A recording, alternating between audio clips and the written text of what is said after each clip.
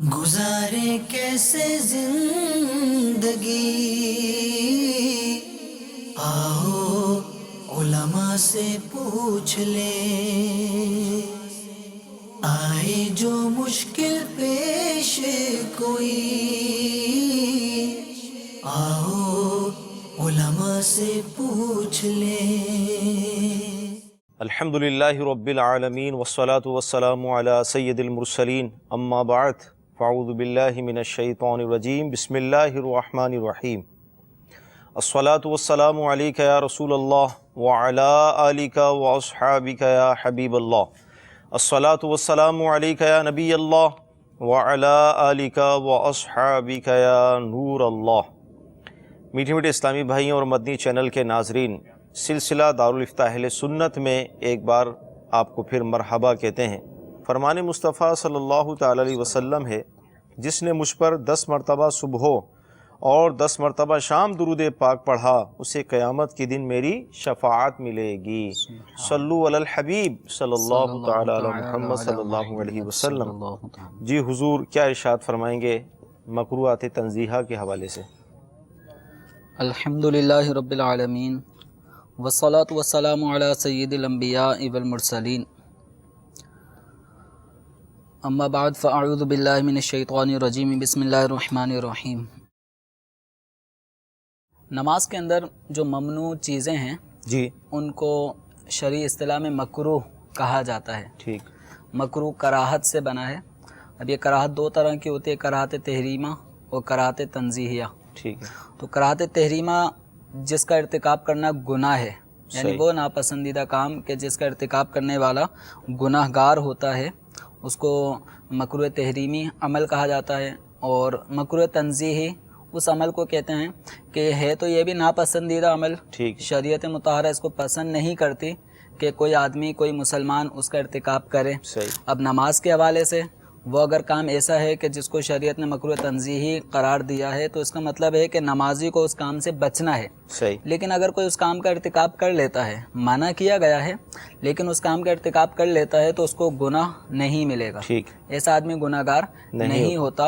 اور اس پر احادیث وغیرہ میں کوئی وعید وغیرہ، وعید مانے کوئی عذاب کہ دنیاوی یا اخروی عذاب کی کوئی وعید، کوئی ڈر نہیں سنایا گیا۔ صحیح۔ جبکہ مکروہ تحریمی جو عمل ہوتا ہے اس میں احادیث مبارکہ میں سختی سے منع کیا گیا ہوتا ہے، اور اس کا ارتکاب کرنے والا گناہ گار ہوتا ہے، اور بسا اوقات احادیث میں اس کے حوالے سے وعیدیں بھی مروی ہوتی ہیں۔ ٹھیک۔ تو اب نماز کے اندر جو افعال مکروہ تنزیہی ہیں، ان افعال کا ہم بیان سنیں گے۔ تو ان میں سے ایک کام یہ ہے کہ میلے کچیلے جو کپڑے ہوتے ہیں، کام کاج کے کپڑے جو میلے کچیلے ہو جاتے ہیں، تو انہی کپڑوں میں نماز پڑھ لینا جبکہ دوسرے کپڑے موجود ہیں۔ ٹھیک ہے۔ صاف ستھرا کپڑا موجود ہے، لیکن اس کے علاوہ، اس کے باوجود بھی میلے کپڑوں میں نماز پڑھ رہے ہیں، صحیح ہے۔ کپڑوں پہ نشانت پڑے، میل کچیل پڑا ہے، یا جس کپڑوں میں کام کرتے ہیں تو عمومی اعتبار سے وہ کپڑے میلے ہو جاتے ہیں۔ صحیح۔ مثال کے طور پہ ہمارے ہاں جو مزدور طبقہ ہے تو ان کے کپڑے میلے ہوتے ہیں، پسینے سے وہ اٹے ہوئے ہوتے ہیں، ٹھیک ٹھاک اس پہ گرد غبار لگی ہوتی ہے۔ اسے میکینک والے تو ان کے کپڑے تو کالے پیلے ہو رہے ہوتے ہیں، خود ان کے ہاتھ پاؤں بھی ایسے ہی ہو رہے ہوتے ہیں۔ تو اب اسی کنڈیشن میں اگر وہ نماز پڑھ رہے ہیں جبکہ ان کے پاس اچھے کپڑے موجود ہوں، تو اب نماز اس صورت میں مکروہ تنزیہی ہوگی، بشرطے کہ یہ کپڑے ان کے پاک ہوں۔ صحیح۔ ناپاک ہوئے تو پھر بسا اوقات اگر ناپاکی بہت زیادہ مقدار میں ہوئی تو نماز بھی نہیں ہوتی۔ تو ایک اور نماز میں مکروہ عمل یہ ہے کہ منہ میں کوئی چیز لیے ہوئے ہونا۔ صحیح۔ منہ میں کوئی چیز، کوئی چھالیے کا دانہ منہ میں لے لیا، یا کوئی کسی بھی طرح کی کوئی چیز منہ میں ڈال لی، اب وہ منہ میں سائڈ میں پھنسا کے قرآن پڑھ رہے ہیں، دعا پڑھ رہے ہیں، نماز پڑھ رہے ہیں، لیکن اس کے منہ میں ہونے کی بنا پر کوئی تلفظ کی ادائیگی میں فرق نہیں پڑ رہا، تو یہ مکروہ تنزیہی ہے۔ اور اگر وہ منہ میں چیز ایسی ہے کہ جس کے منہ میں ہونے کی بنا پر تلفظ صحیح طور پہ ادا نہیں ہو رہے اور معنی فاسد ہو جائے، اس طرح کا قرآن پڑھا جا رہا ہو یا دعا ایسی پڑھی جا رہی ہے کہ جس کے تلفظ بگڑ رہے ہوں، معنی فاسد ہو رہا ہو، تو اب اس صورت میں نماز درست نہیں ہوگی، بلکہ بسا اوقات نماز فاسد بھی ہو جاتی ہے۔ اسی طرح سستی کاہلی کے پیش نظر ننگے سر نماز پڑھنا، ٹوپی بھی موجود ہے یا امامہ شریف موجود ہے یا اسلامی بہنوں کے لیے تو سر کا چھپا ہونا یا ستر عورت میں شامل ہے. یہ بات چل رہی ہے مردوں کے حوالے سے. تو ننگے سر نماز پڑھنا مردوں کے لیے یہ مکروہ ہے، تنزیہی ہے، جبکہ خواتین اگر ننگے سر نماز پڑھیں گی چاہے وہ سستی، کاہلی یا کوئی بھی وجہ ہو تو ان کی نماز نہیں ہوگی. ٹھیک ہے، سوائے اس صورت میں کہ کپڑا ستر عورت کے لیے کافی ہی نہیں ہے تو وہ ایک الگ صورتیں ہوتی ہیں. لیکن نارملی مردوں کے لیے ننگے سر نماز پڑھنے کی یہ بھی ایک فیشن چلتا جا رہا ہے. آج کل نوجوان کافی نظر آتے ہیں ٹوپی پہنیں گے تو لوگ ہمیں مولوی سمجھیں گے، صحیح ہے، مذہبی ماحول والا سمجھیں گے، جبکہ ہم تو ہیں فیشنیبل لوگ. ٹھیک ہے، پتہ نہیں وہ کیا سمجھنا چاہتے ہیں اپنے آپ کو کہ ٹوپی سر پہ رکھنا ایک آر سمجھتے ہیں یا برا سمجھتے ہیں، کیا سمجھتے ہیں. یا بس اوقات بال بنائے ہوئے ہوتے ہیں، ٹوپی پہننے سے وہ پف خراب ہو جائے گی، بال خراب ہو جائیں گے، تو اس لیے بھی ٹوپی نہیں پہنتے. تو یاد رکھیں سستی اور کاہلی کی بنا پہ اگر ننگے سے نماز پڑھیں گے تو نماز مکروہ تنزیہی ہوگی، نماز میں کراہت پیدا ہوتی ہے. اس عمل سے بچنا چاہیے. ہم کسی بھی جگہ ڈیوٹی کرتے ہیں، ایک بات ہے ہم کسی بھی جگہ ڈیوٹی کرتے ہیں، اس کے جو بھی لباس ہوگا، یونیفارم ہوگا، تو اس کو پورا پہنتے ہیں، بھلے سردی ہو گرمی ہو، کپڑا موٹا ہو اور جون جولائی جیسی گرمی ہو، وہ پہننا ہے. صحیح ہے، اس میں ہم کمپرومائز نہیں کرتے یار چلو ہلکا میں گھر کے کپڑے پہن کے آ جاتا ہوں یا میں یہ کر لیتا ہوں. وہ پہننا ہے آن ڈیوٹی. تو جب نماز پڑھنے آ رہے ہیں تو نماز کے کچھ آداب ہیں، ان میں سے سر کا ڈھکا ہونا بھی یہ آداب میں سے ہے. تو ٹوپی یا امامہ شریف اس کے ذریعے اپنے سر کو چھپانا چاہیے. اور بس اوقات ٹوپی پہن کے نماز پڑھ رہے ہیں یا امامہ پہن کے نماز پڑھ رہے ہیں، سجدے میں جاتے وقت گر جاتے، اب خود بخود وہ ڈھیلا ہونے کی بنا پہ ٹوپی یا امامہ ڈھیلا ہونے کی بنا پہ نیچے آ جاتا ہے. صحیح. تو اب اس میں یہ ہے کہ اگر ایک آدھ دفعہ گر گیا اور اٹھا لینا آسان ہو صحیح تو عمل قلیل یعنی ایک ہی ہاتھ سے اس کو اٹھا لیں. تو بس اوقات ممکن ہوتا ہے ٹوپی ہارڈ ہوتی ہے، سخت ہوتی ہے، تو وہ ٹچ کرنے میں آسانی، ٹچ کرتے ہی وہ سر پہ سجدے میں کی حالت میں ہاتھ لگانے سے پہننے میں آ جاتی ہے. لیکن اگر وہ ٹوپی جالیوں والی ہو اور اس کو پہننا دشوار ہو تو اس صورت میں بس اوقات ٹوپی پہننا دشوار ہوتا ہے. تو اب ایسے میں اس کو وہیں رہنے دیں. صحیح. لیکن اس میں یہ دیکھا گیا کہ جس کی سر سے ٹوپی اتر گئی، عام طور پہ مساجد کے اندر وہ پلاسٹک والی ٹوپیوں کا سلسلہ چل پڑا ہے، ہونا نہیں چاہیے. ہر شخص اپنے گھر سے ٹوپی اچھی صاف ستھری پہن کر آئے. صحیح. اب خیر ٹوپی سجدے کی جگہ گر گئی، اب یہ جناب جو نماز پڑھ رہے ہیں انہوں نے ٹوپی سرکانی بھی نہیں ہے، اٹھانی بھی نہیں ہے. اب ہوتا یہ ہے کہ اگلا جو شخص جو اگلی صف میں نماز پڑھ رہا ہے، اب اسے کیا پتا کہ میرے پاؤں کے نیچے کیا چیز آنے والی ہے. اب یہ تو سجدے سے اٹھ گیا، اب اس کے پاؤں کے نیچے ٹوپی آ رہی ہوتی ہے. تو اپنی نماز میں جو بھی کیفیت پیدا ہو انسان کے کہ ٹوپی گر گئی یا کیا معاملہ ہوا، دوسرے شخص کی نماز میں بھی الجھن پیدا کر دیتے ہیں. تو ایسے موقع پر کہ جب آپ کو ٹوپی آپ کی سجدے کی جگہ پہ گر گئی ہے اور اگلا شخص ابھی کھڑا ہوگا اور اس کے پاؤں کے نیچے آئے گی، اس کی نماز میں تشویش پیدا ہوگی. تو ایسے میں چاہیے یا تو پہننا ممکن ہے تو پہن لیں، اور اگر پہننا ممکن نہیں ہے، عمل کثیر کرنا پڑ جائے گا، تو اس کو ایک ہاتھ سے سرکا دیں، اپنی طرف کھینچ لیں تاکہ اگلے شخص کی نماز میں کوئی خرابی پیدا نہ ہو، وہ پریشان نہ ہو. بس اوقات وہ پاؤں کے نیچے آتی ہے تو طبیعت خراب ہوتی ہے، مزاج میں تھوڑی سی وہ پیدا ہوتی ہے کہ یار ٹوپی پاؤں کے نیچے آ گئی. تو اس طرح ہمیں کرنا چاہیے.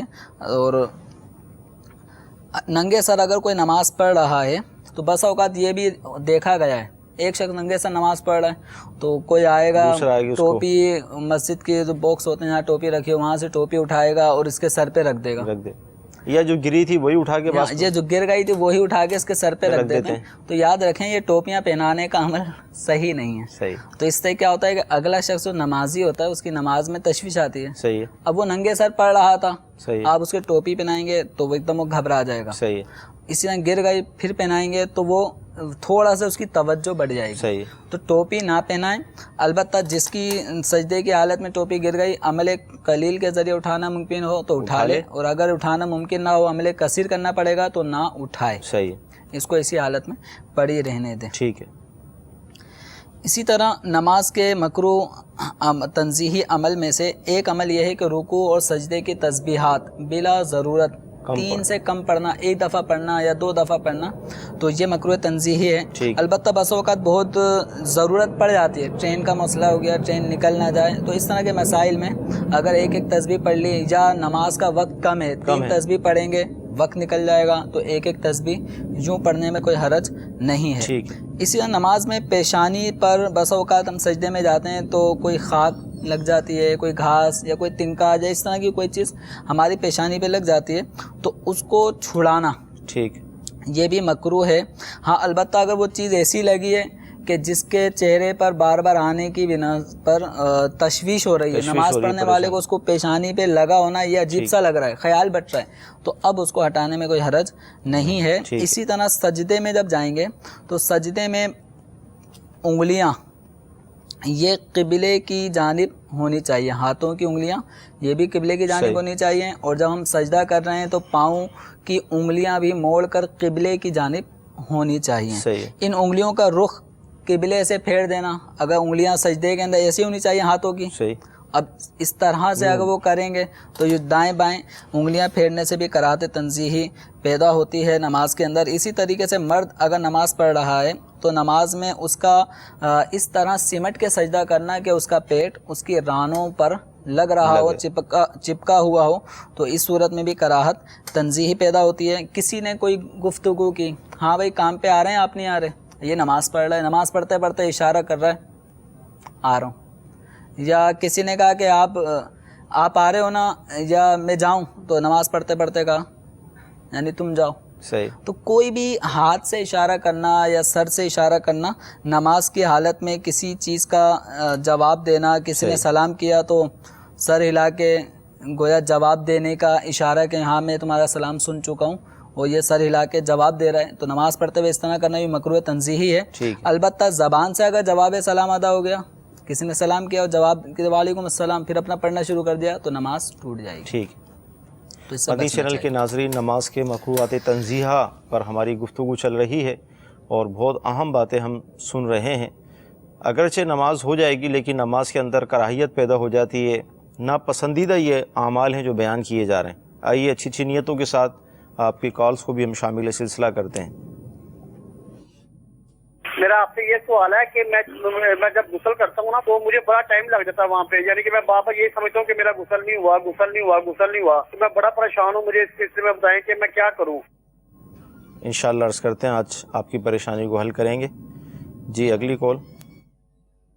میرا نام وسیم عباس ہے۔ میرا سوال یہ ہے کہ جب عورت وضو کر رہی ہو تو اس کے سر پر دوپٹہ نہ ہو تو وضو ہو سکتا ہے؟ انشاءاللہ عرض کرتے ہیں۔ جی اگلی کال۔ السلام علیکم ورحمۃ اللہ وبرکاتہ۔ وعلیکم السلام ورحمۃ اللہ وبرکاتہ۔ سلسلہ دارالافطار سنت میں میرا سوال یہ ہے کہ جن حضرات کا پیشہ ڈرائیوری ہے، وہ حضرات جب ایک شہر سے دوسرے شہر سامان لے کر جاتے ہیں گاڑیوں میں، جو راستے میں 3-4 دن لگ جاتے ہیں، جبکہ ان کا اصل جو شہر یا وطن یا گھر ہوتا ہے وہاں پر وہ 5 یا 6 مہینے بعد جاتے ہیں، تو آیا جو ایک شہر سے دوسرے شہر یا کراچی یا لاہور آ کر 4-5 دنوں کے لیے وہ رکتے ہیں یا راستے میں جو جاتے ہیں، تو آیا اس دوران وہ قصر نماز پڑھیں گے یا مکمل نماز پڑھیں گے؟ اس کے لیے شریعت کا حکم بیان فرما دیں۔ السلام علیکم ورحمۃ اللہ وبرکاتہ۔ السلام ورحمۃ اللہ وبرکاتہ۔ جی اگلی کال۔ میں طارق انصاری بات کر رہا ہوں اور میرا یہ سوال ہے کہ یہ جو نمازوں میں جو وسوسے آتے ہیں اس سے نماز ہو جاتی ہے؟ انشاءاللہ عرض کرتے ہیں، غسل کرتے ہیں اور کرتے رہتے ہیں اور یہ وسوسے آتے ہیں کہ غسل نہیں ہوا۔ میں نے بھی دیکھا ایسا بعض کو کہ وضو اتنی دیر تک وہ کر رہے ہوتے ہیں بیچارے کہ ایک بالٹی سے زیادہ بھی پانی اگر خرچ ہو جائے تو مبالغہ نہیں ہے۔ اس کا کوئی حل ارشاد فرمائیں۔ لیکن حل تو یہ ہے کہ یہ خود اعتمادی اپنے اندر پیدا کریں۔ ٹھیک ہے۔ ایسے جو وسوسوں کا شکار ہو جاتے ہیں چاہے وضو کے حوالے سے یا غسل کے حوالے سے، اب نل فل کھلا ہوا ہے، فل دھار جس کو کہیں کہ 1 منٹ کے اندر بالٹی بھر جائے، صحیح، اس طرح تیز دھار میں وہ وضو کر رہے ہوتے ہیں اور ہاتھ نل کے نیچے گیا تو بس وہ ہاتھ کو یوں کرتے اطراف والے بھی گیلے ہو جاتے ہیں، سب لوگ، یعنی خود تو وضو کیا ہے، آدھا تو غسل ہو ہی چکا ہوتا ہے، اس قدر وہ گیلے ہو چکے ہوتے ہیں وضو کرنے والے۔ تو تھوڑا اپنے اوپر اپنے آپ کو اعتماد میں لیں کہ آپ کو ایک وضو کے ہر حصے پر جو اعضائے وضو ہیں ہر حصے پہ 2-2 قطرے بہانے، ٹھیک ہے، اور آپ جو نل کے نیچے ہاتھ لے جاتے ہیں اور بے تحاشا پانی بہہ رہا ہوتا ہے، یا صحیح، تو 100 قطرے ایک ایک حصے پر بہہ چکے ہوتے ہیں، صحیح، اور پھر بھی اگر آپ پوچھیں کہ آپ کو یقین ہے کہ آپ کا وضو ہو گیا، تو شاید انہیں یقین پھر بھی نہ ہو. اس تو لیے تو اپنے پانی اندر بہانے. یقین پیدا کرنے کی کوشش کریں اور یہ وسوسوں سے نکلیں. صحیح. تو دیکھیں اب یہ غسل کے حوالے سے ان کو جو بھی خیالات آتے ہیں کہ میرا غسل ہوا یا نہیں ہوا، تو ایک آدمی، نارمل آدمی کے لیے 1 سے 1.5 بالٹی صحیح، پانی یہ غسل کے لیے کفایت کر جاتا ہے. صحیح. اب جسم کے چھوٹے بڑے ہونے، قد لمبے اور چھوٹا ہونے کی بنا پر، پتلے موٹے ہونے کی بنا پہ پانی کی قلت کمی کا اور کثرت کا معاملہ ہوتا ہے، لیکن 1 سے 1.5-2 بالٹی ایک حد ہے، اس میں بآسانی غسل ہونا ممکن ہوتا ہے. اب شاور کے نیچے نہا رہے ہیں اور صابن پہ صابن بھی لگ رہا ہے، صابن اتر گیا، جو جسم پہ اچھی طرح لگایا تھا وہ سب کا سب دھل چکا، وہ جسم بالکل صابن سے صاف ستھرا ہو چکا ہے، لیکن پھر بھی یہ وسوسے نہیں جا رہے کہ میرا کوئی نہ کوئی وضو خشک رہ گیا. صحیح. تو آپ یہ غور کر لیں، اپنے آپ کو تھوڑا منائیں کہ جب میں نے پورے جسم پہ صابن ملا، صابن نکل گیا، صحیح، لیکن یہ جو بے غسلہ پن ہے یہ کیوں نہیں نکل رہا؟ صحیح. تو اپنے آپ کو منائیں. اس کا ایک آسان طریقہ یہی ہے کہ آپ پانی اپنے جسم پہ چپڑ لیں اچھی طریقے سے. صحیح. کوئی جس طرح سردیوں میں عام طور پہ خشکی جسم میں زیادہ ہو جاتی ہے، تو اس کا ایک طریقہ یہ ہے کہ اپنے جسم پہ پانی تھوڑا تھوڑا لے کے مل لیں. صحیح. پھر جب پانی ڈالیں گے تو بآسانی پانی پورے جسم پر بہنا شروع ہو جاتا ہے. تو غسل میں 3 فرائض ہیں، آپ کو یہ 3 فرائض ادا کرنا ہے. پہلا فرض کلی کرنا، منہ کے تمام اندرونی حصے کو اچھی طرح پانی سے دھو لینا کہ کوئی حصہ داڑھوں کے درمیان خلا وغیرہ ہوتا ہے یا دانتوں کے درمیان جھری رہتی ہے وہ خشک نہ رہے. صحیح. کوئی ان میں چیز ہے وہ نکال لیں. اسی ناک کی نرم ہڈی تک یہ پانی پہنچانا یہ غسل کا دوسرا فرض ہے. اور تیسرا فرض ہے پورے جسم پہ اچھی طرح سے پانی بہانا. تو آپ نے یہ کام زیادہ سے زیادہ 10 سے 12 منٹ میں بھی یہ کام ہو سکتا ہے. صحیح. اچھا میں بتا دوں، دارالفتاء اہل سنت میں ایک دفعہ ایک اسلامی بھائی آئے، بڑے پریشان غسل کے حوالے سے. اب غسل کے ان کو بھی جو سائل محترم کوئی پریشانی تھی وہی پریشانی ان کو تھی. صحیح. تو وہ جہاں دارالفتاء آئے ہمارے پاس اور مسئلہ پوچھنے لگے وسوسوں کے حوالے سے، غسل کے حوالے سے ان کو سمجھایا گیا. تو اسی دوران ان کی گفتگو سے انہوں نے خود ہی اس کا اظہار کیا کہ پہلے میں 2-2 گھنٹے تک نہاتا رہتا تھا. اللہ اکبر. اب آپ، اور وہ کھارا در جیسا ایریا جو عام طور پہ فلیٹوں والا ہی ایریا ہوتا ہے، اب یہ 2 گھنٹے تک غسل خانے میں نہا رہے ہیں. بس کہنے گھر کا پانی ختم ہو جاتا تھا. والدہ پریشان کہ تم کرتے کیا ہو، جاتے ہو تو 2 گھنٹے تک سے پہلے تم نکلتے نہیں ہو. تو یہ ان کو پریشانی لاحق ہوتی تھی.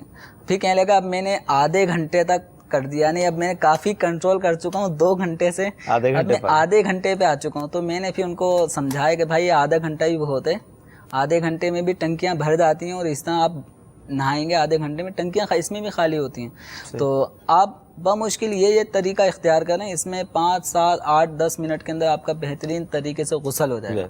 اصل یہی ہے کہ یہ ایک وضو پہ 2 قطروں کے بجائے 100 قطرے بہا چکے ہوتے ہیں. دل کا اطمینان نہیں ہو رہا ہوتا. تو دل کو اطمینان دلانے کے لیے اپنے آپ پریکٹیکل کوشش کرتے رہیں. اور دوسرا یہ کہ جو وضو غسل وغیرہ اس طرح کے معاملے میں جو وساوس ڈالنے کا عمل یہ شیطان کی طرف سے ہوتا ہے، تو لا حول ولا قوت الا باللہ اس کی بھی کثرت کرتے رہیں.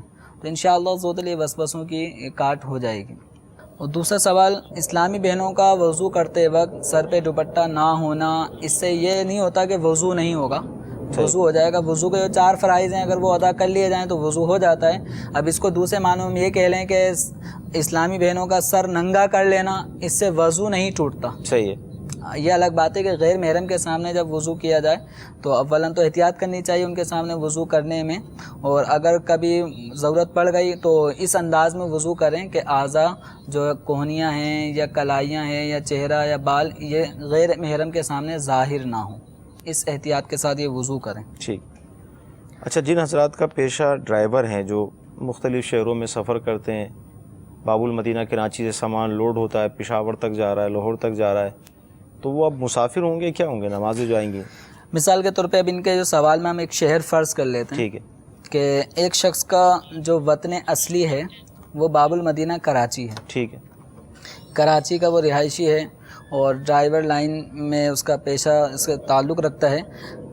اب کبھی یہ کشمیر جا رہا ہوتا ہے ٹرک لے کر، یا ہیلپر کے طور پہ کام کر رہا ہے، یا 2-4 افراد تو ہوتے ہی ہیں ایک بڑی اس طرح کی گاڑی کے اندر. اب یہ رہتے ہیں کراچی میں، کراچی ان کا وطن اصلی ہے. اب یہ گئے ہیں کشمیر سامان یہاں سے لے کر، یا کشمیر سے یہاں پر کوئی کشمیر کا رہائشی ہے وہ وہاں سے یہاں پر آ رہا ہے کراچی میں، تو کشمیر اس کا وطن اصلی ہے، کراچی اس کا وطن اصلی نہیں ہے. اور چونکہ اس نے اگر کراچی آنا بھی ہے تو یہاں 15 دن نہیں رہنا. عام طور پہ ڈرائیوروں کی جو طبیعت ہے وہ ایک جگہ اتنا عرصہ طویل نہیں رکتے.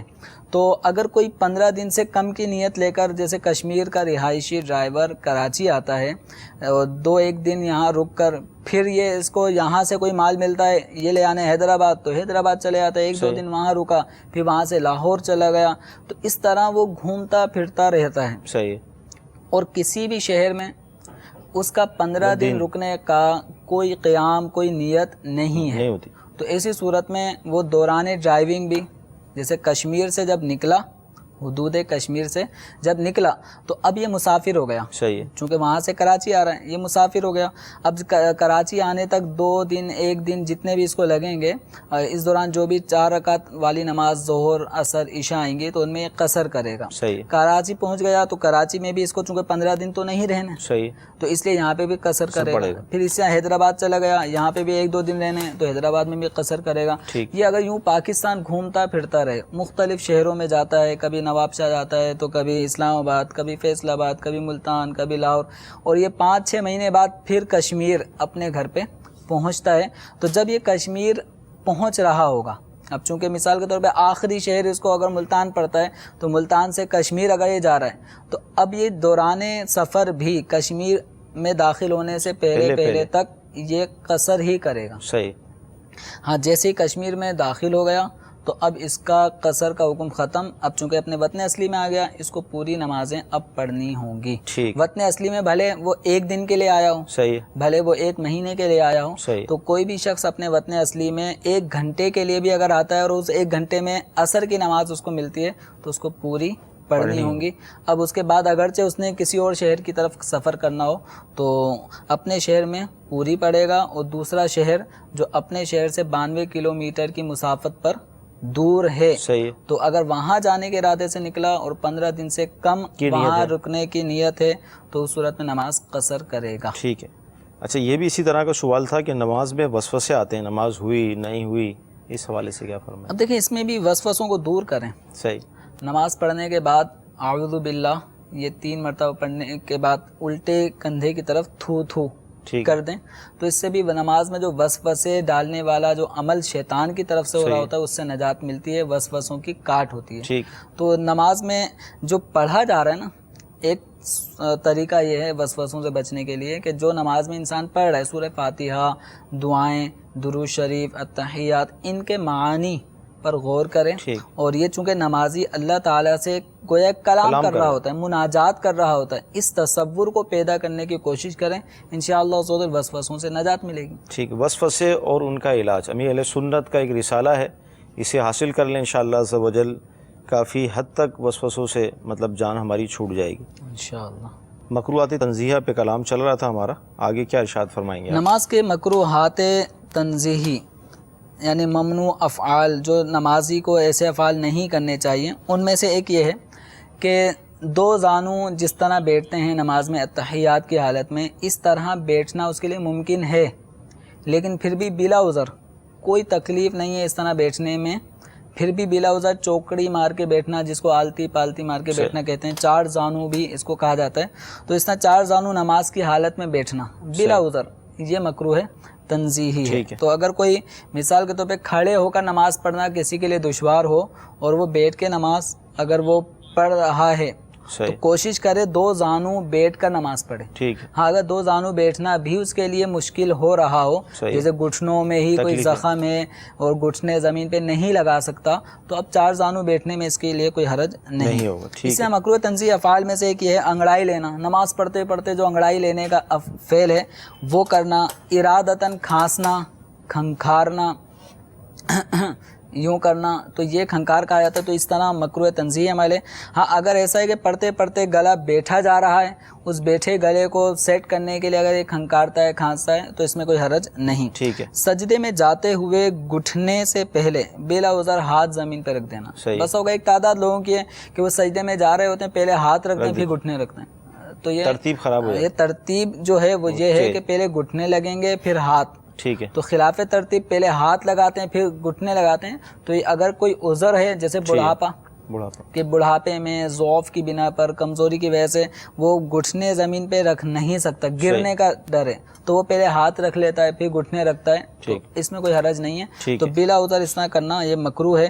اسی طرح جب اٹھ رہے ہوتے ہیں تو اٹھتے وقت پہلے گھٹنے اٹھا لیے پھر ہاتھ اٹھا رہے ہیں، ہاتھوں کے سہارے سے اٹھ رہے ہیں، ہاتھوں کے سہارے سے اٹھنا، تو یہ بھی مکروہ تنزیہی فعل ہے. ہاں اگر کوئی عذر ہے، وہی بڑھاپا یا کمزوری ضعف، اس بنا پہ اگر کوئی پہلے گھٹنے اٹھا لیتا ہے پھر ہاتھ اٹھاتا ہے سجدے سے اٹھتے وقت تو اس میں کوئی حرج نہیں. ٹھیک ہے.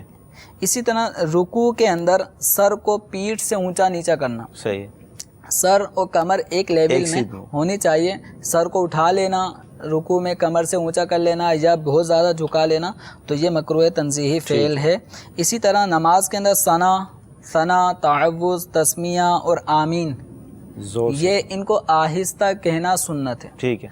ان کو کوئی زور سے کہے گا، ثنا سبحانک اللہم و بحمدک یہ زور سے پڑھ رہا ہو، یا رکوع سجود کی جو تسبیحات ہیں وہ زور سے پڑھ رہا ہو، تعوذ تسمیہ زور سے پڑھ رہا ہو، یا آمین زور سے کہہ رہا ہو، چاہے امام ہو چاہے مقتدی ہو، تو یہ افعال آہستہ آواز میں کہنے ہیں. اگر کوئی بلند آواز سے کہتا ہے تو نماز میں کراہت ہوگی، کراہت تنزیہی. ٹھیک ہے. اسی طرح بغیر عذر دیوار وغیرہ پہ ٹیک لگانا. صحیح. نماز پڑھ رہا ہے پیچھے پلر ہے، نماز پڑھتے پڑھتے پلر سے ٹیک لگا کے نماز پڑھ رہے ہیں. عام طور پہ تراویح کے اندر اس طرح بہت سارے لوگ کر رہے ہیں، دیوار یا پلر کی سائڈ لیتے ہیں. تو نماز میں بلا عذر ٹیک لگانا یہ مکروہ تنزیہی ہے. ہاں اگر کھڑے ہونے پہ کوئی قادر نہیں ہے، ٹیک لگا کے کھڑا ہو سکتا ہے تو اس کے لیے رخصت ہے، یہ اب ٹیک لگا کے کھڑا ہوگا. ٹھیک. مدنی چینل کے ناظرین، نماز کے مکروہات تنزیہ پہ ہماری گفتگو چل رہی ہے اور ماشاءاللہ بہت اچھے مسائل ہم سیکھنے کی کوشش کر رہے ہیں. آئیے آپ کی کالز کو بھی ہم شامل کرتے ہیں. السلام علیکم ورحمۃ اللہ وبرکاتہ. وعلیکم السلام ورحمۃ اللہ وبرکاتہ. حضور میرا سوال یہ ہے مفتی صاحب سے کہ جب لوگ ہم باہر ہوتے ہیں مطلب سفر میں تو اکثر دوستوں نے بوٹ اور جرابیں پہنی ہوتی ہیں تو اس کا وضو کرنے کا طریقہ کئی لوگ میں نے دیکھا ہے کہ وہ جو ہے وضو کرتے ہیں تو وہ جراب کے اوپر سے ہی گیلا ہاتھ پھیر دیتے ہیں. کیا ایسے وضو ہو جاتا ہے؟ برائے مہربانی اس کی وضاحت فرمائیں. انشاءاللہ عرض کرتے ہیں. جی اگلی کال. میں دبئی سے بات کر رہا ہوں، میرا نام ناصر محمود ہے اور میرا سوال یہ ہے کہ میں ادھر مسجد ہمارے قریب نہیں ہے، تھوڑا سا تقریباً 5 کلومیٹر دور ہے. ہم ادھر نماز پڑھنے کے لیے جاتے ہیں اور جو ادھر کا مولوی صاحب ہیں، امام صاحب ہیں، اس کی نہ داڑھی ہے نہ مونچھ ہے، ٹھیک ہے، بالکل نہیں ہے، اور ہم اس کے پیچھے کیا نماز پڑھنا جائز ہے؟ برائے مہربانی اس کا جواب دے دیجیے. انشاءاللہ عرض کرتے ہیں. جی اگلی کال. السلام علیکم ورحمۃ اللہ وبرکاتہ. وعلیکم السلام ورحمۃ اللہ وبرکاتہ.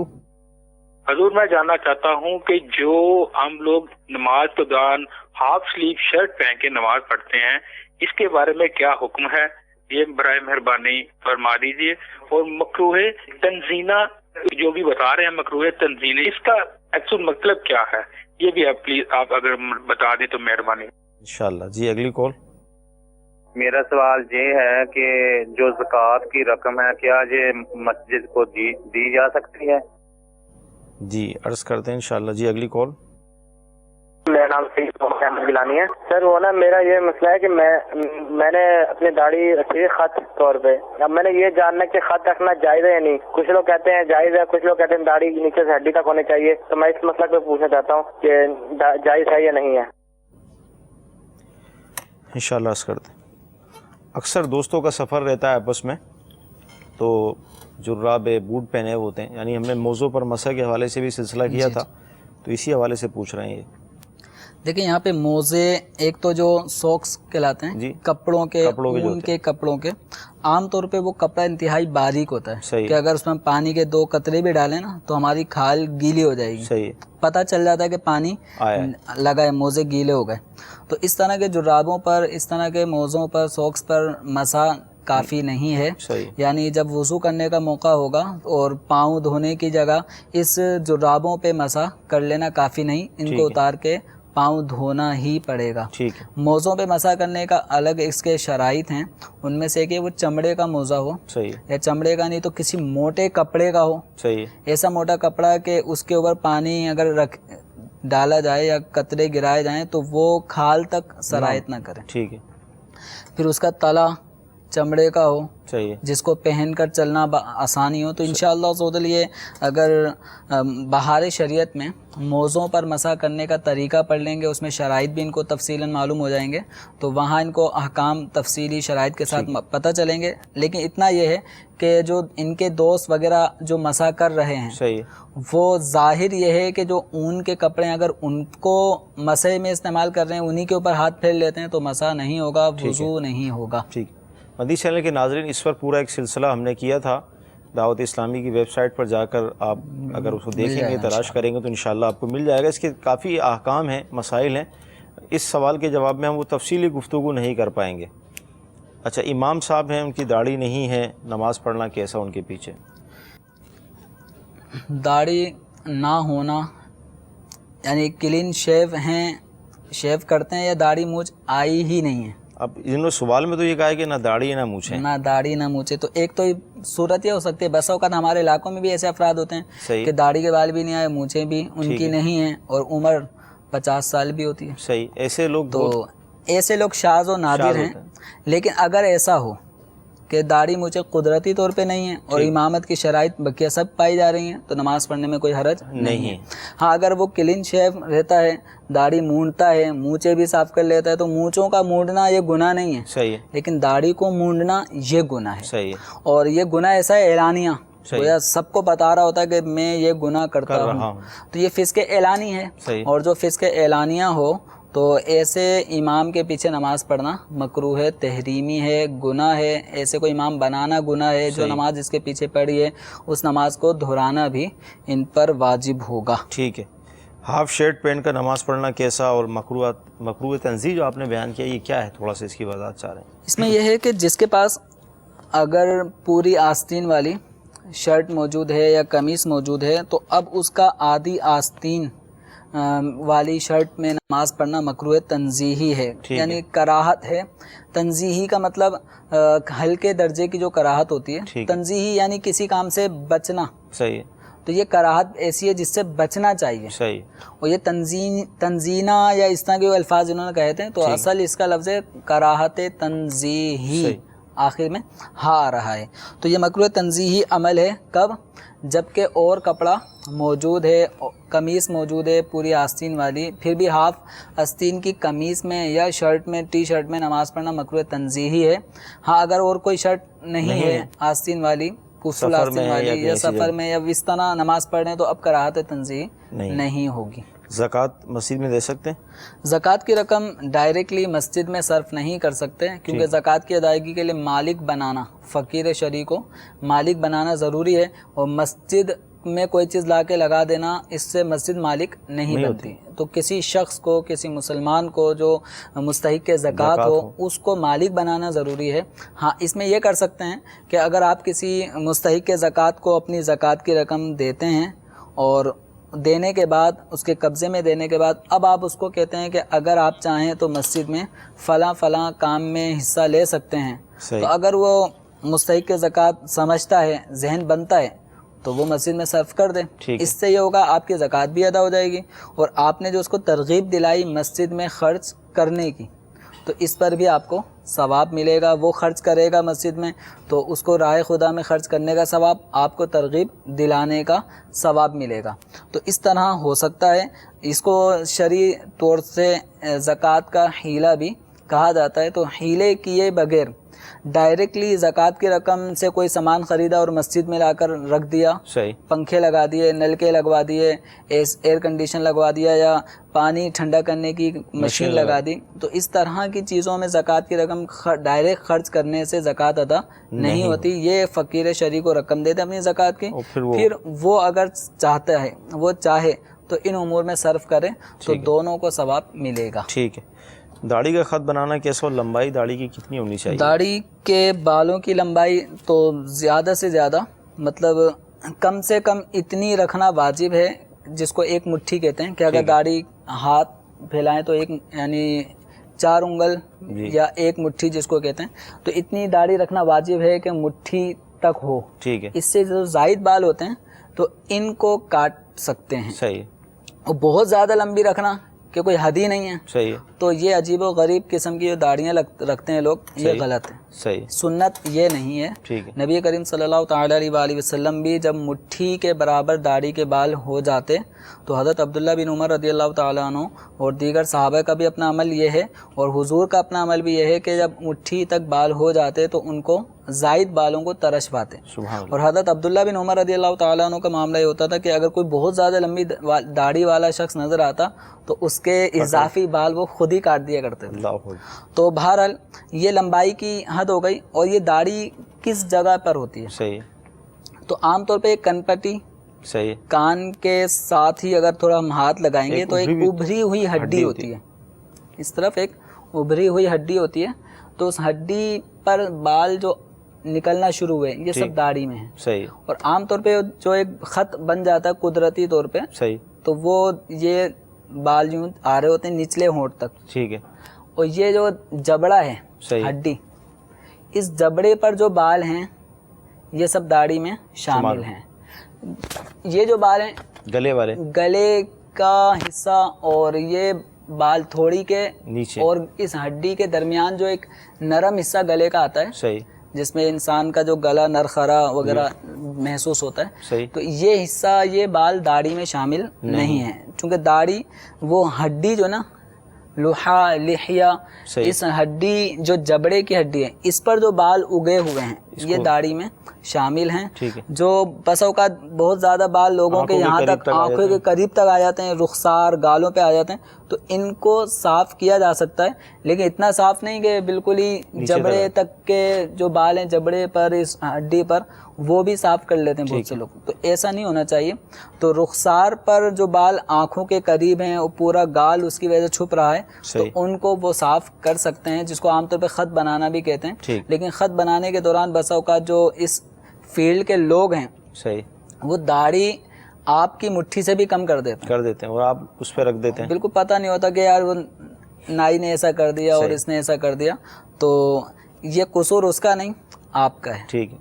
ٹھیک ہے. تو جب ایک مٹھی سے کم بالوں کو گھٹانا جائز نہیں ہے تو گھٹوانا بھی جائز نہیں ہے. ٹھیک. تو نہ خود کاٹ سکتے ہیں کم ایک مٹھی سے کم داڑھی کے بالوں کو, اور نہ ہی کسی سے کٹوا سکتے ہیں. تو اس کا خیال رکھیں. ٹھیک. مکروہات تنزیہہ پہ چل رہا تھا کلام, مزید آگے کیا ارشاد فرمائیں گے؟ نماز کے مکروہات تنزیہہ میں سے مزید ایک یہ بھی ہے دائیں بائیں جھومنا نماز پڑھتے وقت. ٹھیک. اس طرح بہت سے لوگ نماز پڑھتے وقت جھوم رہے ہوتے ہیں, تو یہ جو دائیں بائیں جو نماز پڑھتے ہوئے جھومنے کا عمل ہے تو یہ مکروہ تنزیہی ہے. ہاں ایک فعل ہے جو سنت ہے, وہ ہے تراوح. صحیح. تراوح یہ عمل سنت ہے. اس کا مطلب یہ ہے کہ آپ جب کھڑے ہوں قیام کی حالت میں, تو قیام کی حالت میں کھڑے ہونے کی صورت میں کبھی سیدھے پاؤں پر اپنا وزن زیادہ کر دیں, پھر اس کے بعد الٹے پاؤں پر اپنا وزن زیادہ کر دیں. لیکن زیادہ کرنے کا مطلب یہ نہیں کہ اس طرح وہ جھومتا ہو. جھومنا الگ چیز ہے, اور سیدھے پاؤں پہ اپنا سارا لوڈ کر لینا, الٹے کو تھوڑا سا ریلیکس دے دینا, یا تھوڑی دیر بعد الٹے پاؤں پہ بہت زیادہ وزن دے دینا اور سیدھے پاؤں کو تھوڑا سا وزن اس پہ ہلکا کر دینا, اس کو تراوح کہا جاتا ہے. اور عام طور پہ جیسے قیام جیسے تراویح کی نماز ہو گئی, یا اس طرح جو شبینہ پڑھ رہے ہوتے ہیں اور لمبی نمازیں جو پڑھی آتی ہیں اس میں عام طور پہ اس کی ضرورت پڑتی ہے. بہرحال یہ تراویح کا عمل سنت ہے, لیکن دائیں بائیں جھومتے رہنا یہ سنت نہیں ہے, یہ خلاف سنت مکروہ عمل ہے. اسی طرح میں اور رکوع کی حالت میں، رکوع میں گھٹنوں پہ ہاتھ رکھنا سنت ہے اور سجدے میں زمین پر ہاتھ رکھنا سنت ہے. تو اگر کسی نے رکوع میں گھٹنوں کو نہیں پکڑا، ایسے لٹکا دیا ہاتھوں کو، یا سجدے میں وہ ہاتھ زمین پہ نہیں رکھتا، کہیں پہ بھی ہوا میں رکھے کچھ بھی رکھتا ہے، تو سجدے میں ہاتھوں کا زمین پہ نہ ہونا یہ مکروہ تنزیہی عمل ہے. اور نماز کی حالت میں آنکھیں بند کرنا، ٹھیک، ایک تعداد جو آنکھیں بند کر کے نماز پڑھ رہی ہوتی ہے، تو نماز کی حالت میں آنکھیں بند کرنا اگر بلا عذر ہے تو یہ مکروہ تنزیہی عمل ہے. ہاں اگر کوئی عذر ہے، عذر یہ ہے کہ آنکھیں کھولتا ہے تو توجہ بڑھتی ہے، صحیح، چیزیں نظر آتی ہیں، ان میں گم ہو جائے گا. اس کے مقابلے میں اگر وہ آنکھیں بند کرے اور آنکھیں بند کرنے میں اس کو خشوع خضوع زیادہ محسوس ہوتا ہے، تو اب اس صورت میں آنکھیں بند کر کے نماز پڑھنا یہ زیادہ افضل ہے. لیکن اس میں یہ بھی خیال رکھا جائے کہ موذی جانور اس جگہ پہ نہ ہو. پتہ چلا آپ آنکھیں بند کر کے نماز پڑھ رہے ہیں اور وہاں پہ جو وہ ایسے حشرات الارض ہیں جو آپ کو کاٹ لیں اور تکلیف کا سبب بن جائے، تو ان سب چیزوں کو مد نظر رکھیں کہ کوئی موذی چیز وہاں پہ نہ ہو. جلتی ہوئی آگ کے سامنے نماز پڑھنا، آگ ٹھیک ٹھاک لگی ہوئی ہے اور اسی کے سامنے نماز پڑھنا یہ مکروہ تنزیہی عمل ہے.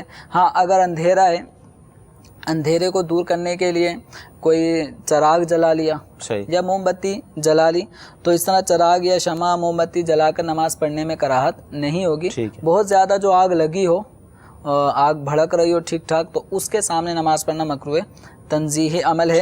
اور ایسی چیز کے سامنے نماز پڑھنا جس سے دھیان بڑھتا ہو، صحیح، مثلا کچھ لوگ جو ہے وہ کھیل کود میں مصروف ہیں اور یہ نماز پڑھ رہے ہیں، صحیح، اب یہ نماز پڑھتے پڑھتے بار بار ان کے ہنسی مذاق اور کھیل کود کی آوازوں کی وجہ سے توجہ بٹے گی، یا اس طرح کی کوئی چیزیں جو توجہ بٹانے والی ہوں، ایسی مقام پہ نماز پڑھنا یہ مکروہ تنزیہی ہے. جیسے بسا اوقات بہت زیادہ ڈیکوریٹ کیا ہوتا ہے، صحیح، مسجد کے در و دیوار قبلہ کو، یا کوئی ایسی خوبصورت چیز رکھی ہے جس کو بار بار دیکھنے کو دل چاہتا ہے، صحیح، توجہ بڑھ جاتی ہے، تو ایسی جگہ نماز پڑھنا مکروہ تنزیہی ہے. جب بھی فقہاء کرام فرماتے ہیں کہ مساجد کے اندر جو اگر دیواروں کو منقش کیا جائے، خوبصورت بنایا جائے، تو اتنی اونچی ہائٹ پہ اس کو لے لیں ڈیزائن کو کہ جب ایک آدمی نماز پڑھ رہا ہو تو نماز پڑھتے ہوئے جو آنکھوں کا دائرہ جتنا ہوگا اس سرکل میں وہ ڈیزائن نہ آئے. ہاں یہ الگ بات ہے اگر کوئی آنکھیں اٹھا کے ڈیزائن دیکھے تو ابھی اس کا اپنا فعل ہے، صحیح، تو پھر بھی مساجد کی دیواروں کو خوبصورت بنانا جائز ہے. لیکن اس جائز عمل کو بھی احتیاط کے ساتھ کریں کہ بالکل زمین تک اس ڈیزائن کو نہ لائیں، اوپر ہی تھوڑا رکھیں تاکہ نماز پڑھنے والے کی توجہ. میں نے ابھی اہل سنت کو دیکھا ہے، آپ کے ساتھ نماز پڑھنے کی سعادت بھی ہمیں ملی ہے، تو جو آپ کے سامنے عموماً بعض اوقات پنکھا رکھا جاتا ہے، فین، اور فین پر کمپنی کا نام بھی ہوتا ہے کہ یہ کس کمپنی کا ہے، تو یہ دیکھا گیا ہے کہ آپ اس پر چیٹ لگوا دیتے ہیں کاغذ کی، وائٹ کاغذ کی، تاکہ نماز کے دوران اس کمپنی کا نام کی طرف توجہ نہ جائے. یہ بھی ایک صورت اچھی ہے، کتنی بڑی احتیاط ہے آپ کی. اللہ تعالیٰ کی بارگاہ میں دعا ہے کہ اللہ تعالیٰ ہمارا آج کا یہ سلسلہ اپنی بارگاہ میں قبول فرمائے، اس کی برکتوں سے ہمیں مالا مال فرمائے. صلو علی الحبیب صلی اللہ تعالی علی محمد صلی اللہ علیہ وسلم. گزارے کیسے زندگی، آؤ علماء سے پوچھ لیں، آئے جو مشکل پیش کوئی، آؤ علماء سے پوچھ لیں.